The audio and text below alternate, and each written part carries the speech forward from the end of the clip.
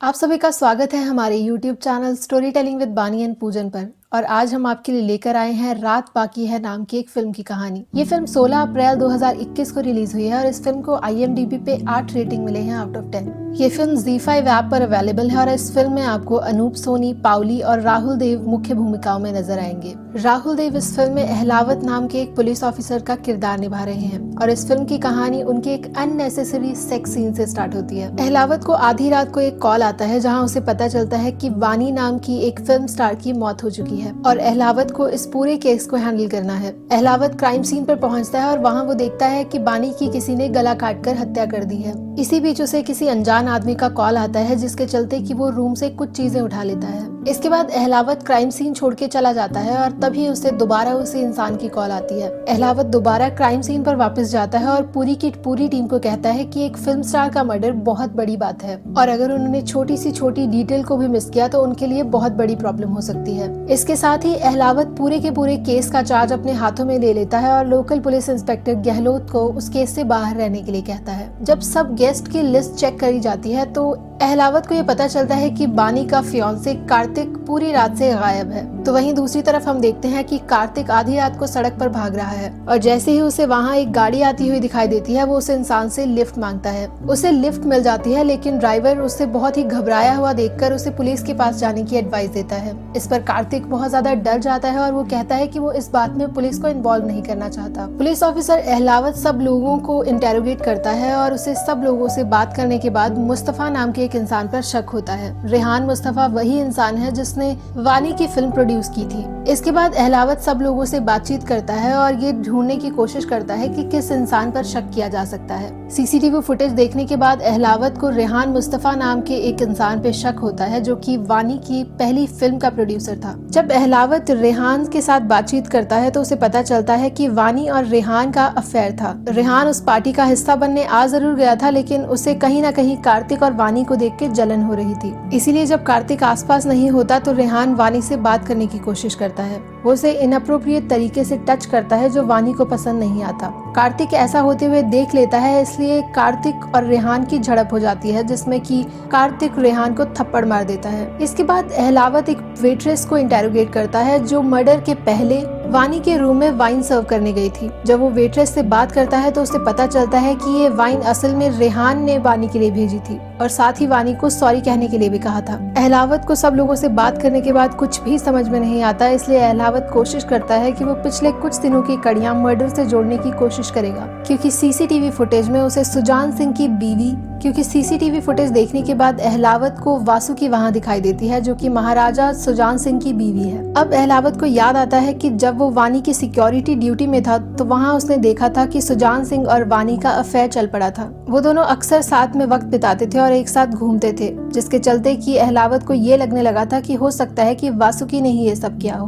कार्तिक ने जिस इंसान की गाड़ी में लिफ्ट ली थी वो इंसान कार्तिक को चले जाने के लिए कहता है क्योंकि उसे लगता है कि कार्तिक का उसके साथ रहना उसके लिए अच्छा नहीं है। साथ ही वो कार्तिक को एडवाइस देता है कि अगर कार्तिक पुलिस वालों को इन्वॉल्व नहीं करना चाहता तो राजा सुजान सिंह ही उसकी मदद कर सकते हैं। इसके साथ ही वो ड्राइवर कार्तिक को राजा सुजान सिंह की हवेली के बाहर ड्रॉप कर देता है। जब कार्तिक उस हवेली में जाता है तो उसे वहाँ अपनी पुरानी गर्लफ्रेंड वासुकी मिलती है। वासुकी का किरदार पाउली ने निभाया है और उन दोनों का 12 साल पहले अफेयर चल रहा था।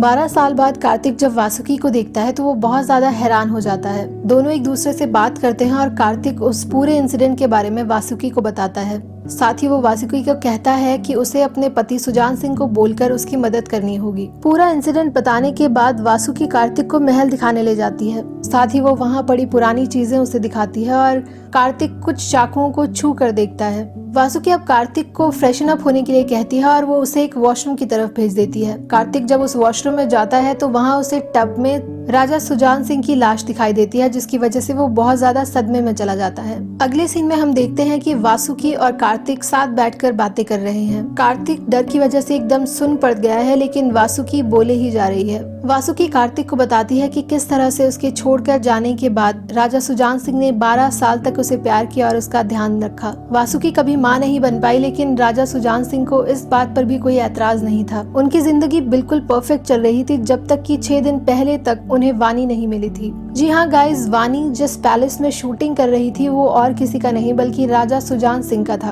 और जैसे कि हमने पहले बताया, राजा सुजान सिंह और वानी का अफेयर चल पड़ा था और इस बारे में वासुकी भी जानती थी। ये जानने के बाद वासुकी को बहुत धक्का लगता है और उसका दिल टूट जाता है, क्योंकि कार्तिक के जाने के बाद राजा सुजान सिंह ही इकलौते ऐसे इंसान थे जिनसे उसने प्यार किया था। वासुकी को इस बात का ज्यादा बुरा नहीं लगा कि राजा सुजान सिंह ने उसे धोखा दिया, जितना बुरा उसे ये जानने पर लगा कि वानी और कोई नहीं बल्कि कार्तिक की मंगेतर है। सुजान सिंह और वानी के अफेयर के बारे में जानने के बाद वासुकी वानी को जान से मार डालने का फैसला करती है। अहलावत ने जिस वेट्रेस को इंटेरोगेट किया था वो वेट्रेस और कोई नहीं बल्कि वासुकी की ही भेजी हुई एक लड़की थी। वानी के रूम में वाइन रखने के साथ साथ उसने उसके रूम की एक खिड़की भी खुली छोड़ दी थी। साथ ही वो होटल की सीसीटीवी फुटेज भी बंद कर देती है ताकि वासुकी वहां आसानी से आ सके। जैसे ही वो वेट्रेस अपना काम पूरा कर लेती है वैसे ही वो वासुकी को वहां बुलाती है। वासुकी रूम में एंटर होती है और वो एक चाकू से वानी का गला काट देती है। इसके बाद वासुकी जब घर जाती है तो वहाँ वो राजा सुजान सिंह से बात करती है और वो सुजान सिंह को बताती है कि किस तरह से उसने वानी की हत्या कर दी है। राजा सुजान सिंह ये सुनकर बहुत ज्यादा डर जाता है और वो अहलावत को कॉल करता है।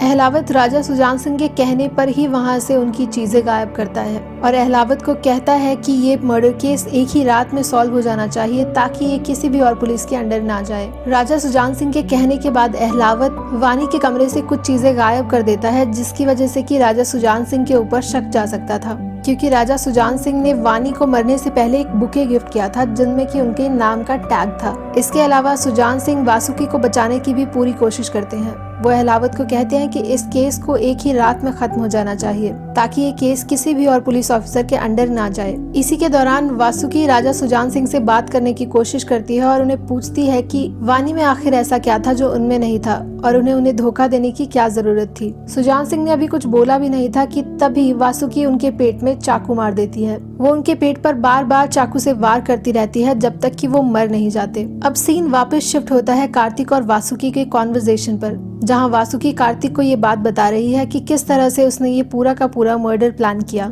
कॉलेज में वासुकी के फेवरेट सब्जेक्ट साइकोलॉजी और प्रोबेबिलिटी था और वो कार्तिक को इतनी अच्छी तरह से जानती थी कि वो जानती थी कि कार्तिक क्या करने वाला है। इसलिए जब वो वानी को जान से मार देती है तो वो ये जानती थी कि अगर कार्तिक को इस बात का पता चलेगा तो वो पुलिस को बुलाने के बजाय वहाँ से भाग जाएगा। इसीलिए वासुकी वहाँ उस ड्राइवर को प्लान करती है ताकि वो ड्राइवर उससे वहाँ सुजान सिंह की हवेली तक ला सके। साथ ही महल दिखाते दिखाते वासुकी कार्तिक की उंगलियों के निशान भी एक चाकू पर ले लेती है ताकि वो उसे सुजान सिंह के कत्ल के इल्जाम में फंसा सके। अभी कार्तिक वासुकी का गला दबाकर उसे जान से मारने ही वाला होता है कि पुलिस ऑफिसर वहाँ आ जाता है।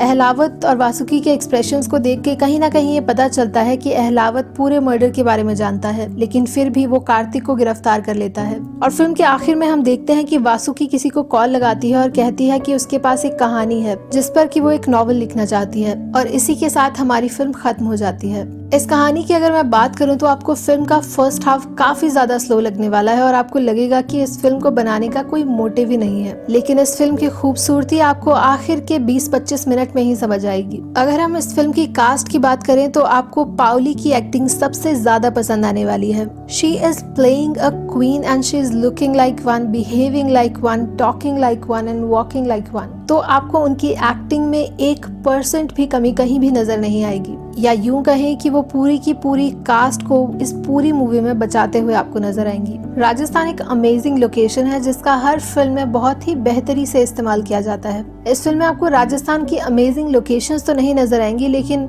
अगर आप रॉयल टच की बात कहें तो पाउली जब भी आपको नजर आएंगी आपको वो रॉयल टच की रिचनेस दिखाई देगी। एक बात जिसे मैं बॉलीवुड के बारे में बहुत बुरी तरह क्रिटिसाइज करना चाहूंगी वो है हर कल्चर का कोई टच देना। जैसे कि अगर हम इस फिल्म की बात करें तो इतनी बुरी मारवाड़ी बोलते हुए आपको लोग नजर आएंगे कि आप अपने आप को हंसने से रोक नहीं पाएंगे। इस फिल्म का एक और प्लस पॉइंट मुझे लगा इस फिल्म का टाइटल ट्रैक, जिसे मुझे लगता है कि फिल्म में इस्तेमाल किया जाना चाहिए था, लेकिन टाइटल ट्रैक आपको बिल्कुल एंडिंग में सुनाई देगा। So thank you so very much. ये मूवी के बारे में हमारा रिव्यू था और हमें कमेंट्स में बताइएगा जरूर कि आपको ये फिल्म कैसी लगी। अगर आपको हमारी वीडियोस पसंद आ रही हैं तो प्लीज हमारे चैनल को सब्सक्राइब कीजिए और हमारी वीडियोस को लाइक कीजिए। Thank you so much.